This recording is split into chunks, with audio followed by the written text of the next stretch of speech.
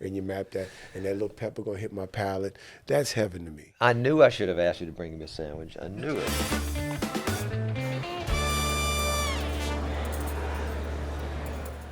Welcome back. It's now time for On the Table, sponsored by Blue Runner Foods. And today we're joined by a true New Orleans original.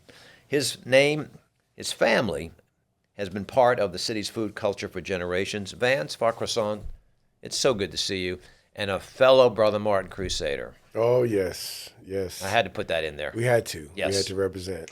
So thank you very much. Look, you're just coming off of arguably one of the world's greatest festivals. How did you do?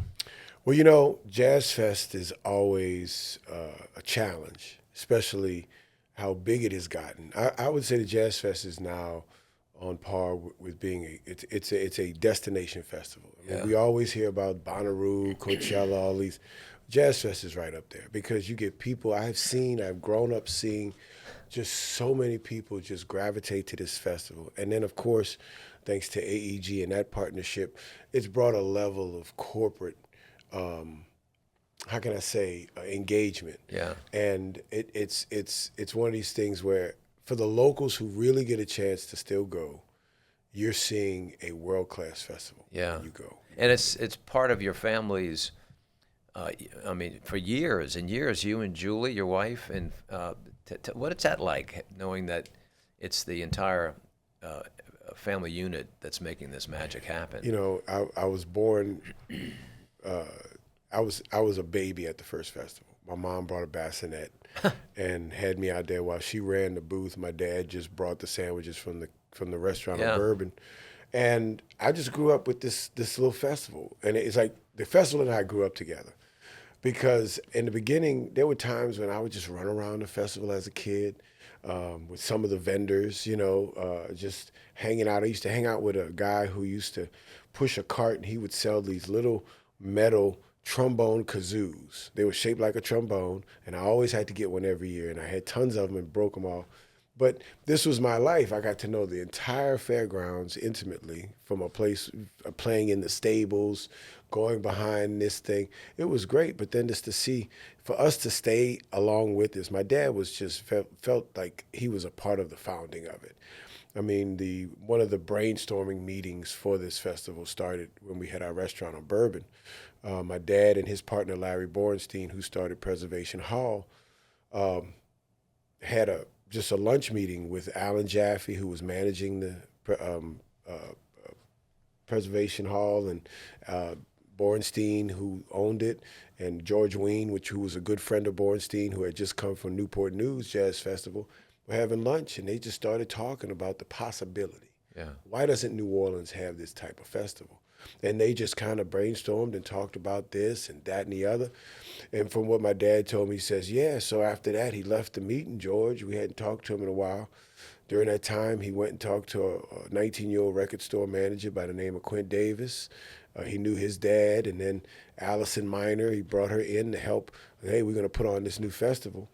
And he said, hey, Sonny, you want to be a vendor? And so they asked him to come sell hot sausage, chorizo, po' boys.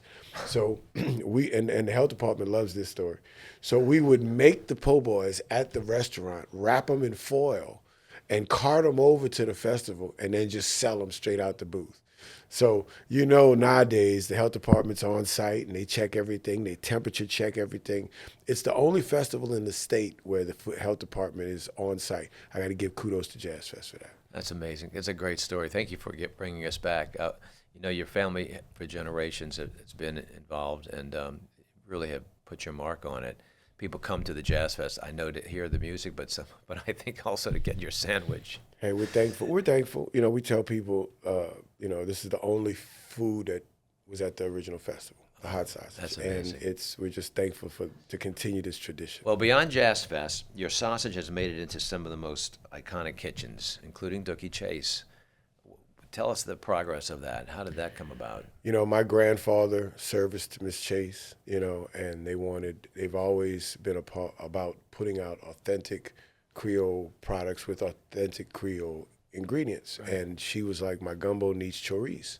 And we make style of hot sausage, as they call it now. But culturally, it was called chorizo, which is a word people are listening to and saying that sounds familiar. Well, the Spanish version is considered chorizo, so you hear that more often. And we're just thankful that the families stayed committed to keeping their recipes consistent, and they've bought from us for umpteen years. So That's amazing, and you can always get a good meal at Dookie Chase's restaurant, partly because of your sausage. You embody Creole New Orleans. How does your food help us tell the story of that culture? Well, our culture, Creole has been unfortunately misrepresented, and one of the things that I've taken on personally from just talking to people about what Creole is, it's a cultural designation. It's been racialized, unfortunately. So a number of people are a little confused as to their own participation in that culture. They feel like if you're Creole, based on a definition you hear floating around, a mixed race, born of the colony, well, it's truly just born of the colony. Any French or Spanish colony, Criollo if it's Spanish and Portuguese, and Creole if it's French, anywhere in the world. If you're born of the colony, you're Creole. And then now, with the etymology of it, it's changed over time, the meaning, but we're trying to make people understand the true meaning of it, because if we, as those that are born here, really grasp that identity of Creole and realize that all these ethnicities that came through this wonderful port, the Sicilians, the Vietnamese Laotians, the Irish, the Africans, so many that have come in, they've all contributed to what Creole culture is. If we just look at our culture and holistically and see how many people contributed, if we back out and give respect to all those groups, we can have a place which existed 150 years before the English bought us from the Louisiana Purchase. Yeah. We can go back to that true utopian type place where we can all live and be respectful to each other. Thank you for that. Got to ask you, what's your favorite way to eat your sausage? The po' boy, you put on po' boy, lettuce, tomato, baby, with a little pickle, and then you sit there and you throw a little Creole mustard on there, which we make our own now because we just, we're loyalists. I have no problem with Zatarans, but when y'all sold out to McCormick, I said, you know what? We got to maintain Creole mustard here, and so we've been making our own. So a little Creole mustard, a little mayonnaise, and you sit down there and you sit and you just take that first bite. And you got to get your napkin because all them ingredients going to get all on your mouth, and you map that, and that little pepper going to hit my palate. That's heaven to me. I knew I should have asked you to bring me a sandwich. I knew it. I thought about it. I said, no, I don't want them to kick me out the building because then everybody's going to come down the hall smelling it, saying, oh, who's got this good food? I know. I'm back at Jazz Fest. How do you balance staying true to the tradition and yet keeping up with the, changing palates and the new generation? I mean, you've got something very, very much of a solid hit. Yeah. It's a challenge. I tell you, this French Quarter Fest, we did French Quarter Fest right before we did the 2 weekends of Jazz Fest, and there've been some wonderful restaurants that have entered into the French Quarter Fest and have come up with some great new ideas. I got to give kudos to Chicken's Kitchen, Willie Mays, Nori guys. Some of them that came in and created these new dishes. I mean, people just came flocking. So here we have an old historical dish that's been at every festival. Well, now you got us thinking, how can we tweak it? How can we maybe put something else that can be somewhat new and refreshing for people to come and say, hey, let me try that. It's always a challenge, but we always want to make sure that we represent culturally and historically a consistency and an authenticity. So when people come in town and you taste our products, it is a symbol of what has always been a representation of our cultural foodways. There's a lot of German influence in your heritage as well. Talk about how that has influenced what you're doing. Well, my great-grandfather, Levinsky Vaucresson, which he has like some French and Polish, Jewish, from that particular surname within his family. And then, of course, the Alsace-Lorraine region of France, where he came from, you had a lot of influence from the Austrian, the Germans, the French, because that area was annexed over time. So many different people influenced it. So our sausage making is influenced from that French, Polish background, but we have a number of family, and there's such a great influence from the German coast of Louisiana, around the Lafayette area, where you get a number of families, Polish and Jewish influence in that Acadiana area, which really made that sausage making so legendary in that area. The andouille, the boudin, the other sausages they make smoked, you see the German influence from that area. And so what's interesting is you have so many, our surnames tell so many stories.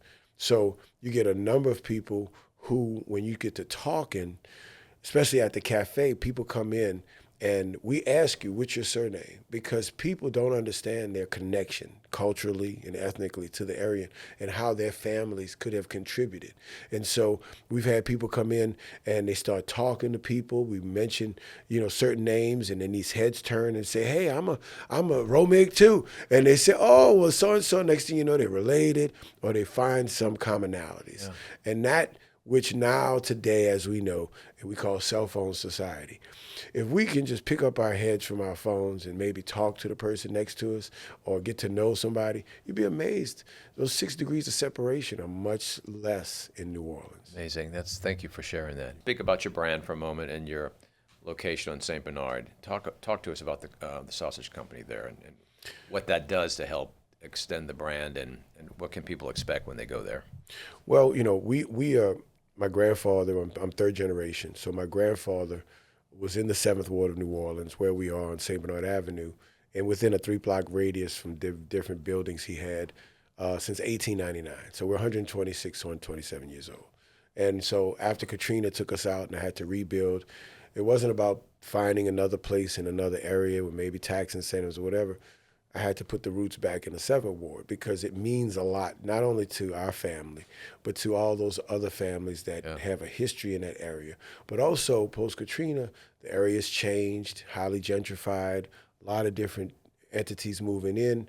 You have to have a stakeholder or someone there who can provide a cohesion to the history, to the neighborhood, to the other people that have stayed, and just kind of also help to make people understand, come back, so that you can invest in this area, this area, and contribute to not only its commercial pathways, but also its residential. Yeah. Tell us about the store. What can people Well, find? right now, our current entity is a cafe deli at 1800 St. Bernard Avenue. But we started about 3 years ago, right out of COVID, so I'll really say 2 years of activity.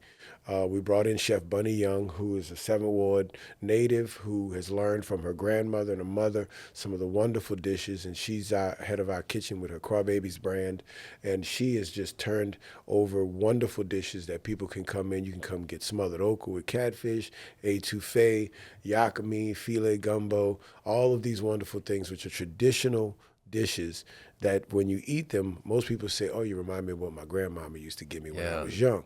So we're thankful for that. But we also have our deli portion because my grandfather was a butcher by trade, and we've always provided our sausages to the community and local restaurants.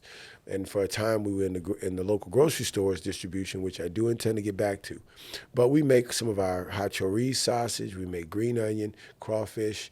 We make hog's head cheese. You gotta have somebody from the Creole culture making hog head cheese, baby. And we're gonna keep it going so they can come and get it because it's good for them. They come and they say, "Ooh, baby, give me a little slab so I can take it home." So I can come and get that po' boy that you described for me a few minutes ago. I see you salivating over there, Mark. I know. And I don't want them to zoom in because I know you don't have anything The to next wipe your time, mouth. I will ask you to bring that sandwich with you. You got that. Yes, sir. Well, Vance, this is a great story, and thank you for continuing the legacy. I can see it. The passion is in your face, and I know you carry that everywhere you go. Thank you so much. And check out the store at 1800 St. Bernard 1800 Avenue St. in Bernard the Avenue. heart of the 7th Ward. Tuesday through Saturday right now, we have a lunchtime menu, 11 to 3. Please come see us. We also have our sausages and deli products available. Some mustards that we've made. Of course, I talked about the Creole mustard. And we also have green onion sauce and mango mustard sauce. But we also have some wonderful cakes that my wife makes from scratch. So when you come in, you don't only get your plate food, you get your sausage to go, your cheese, but then you hit your sweet tooth, too, with some of them good old cakes. Hats off to Julie. Yes. Thank you very much. Well, thanks for being with us. I Thank you deeply so much. appreciate it, and continue best wishes. You too. Hey, y'all, go ahead and hit that subscribe button on our YouTube channel and turn on your notifications. Please follow us. We've got new shows each and every week. And a very, very special thanks to all of our sponsors who are making this possible. Have a great day, and we'll see you next week.